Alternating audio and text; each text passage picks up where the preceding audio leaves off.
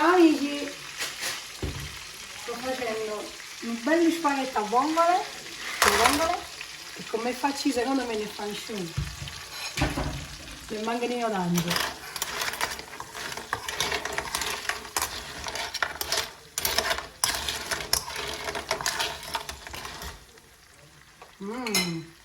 Che profumo!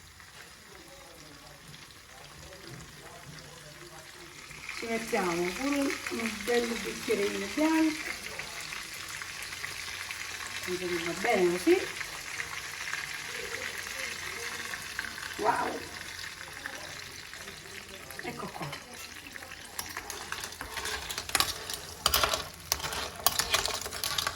Il vino dà più sapore. Nino, t'ha già superato.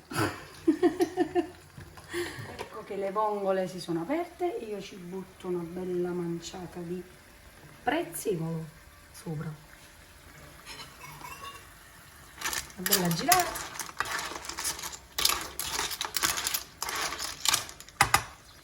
Un minuto e spengo. Allora, è il momento della pasta, ci mettiamo il sale.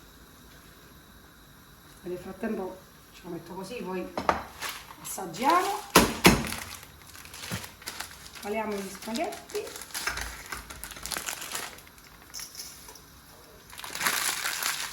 voilà.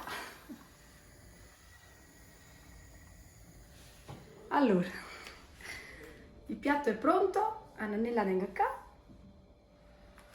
e a Gesù l'ha mangiato, cotto e mangiato.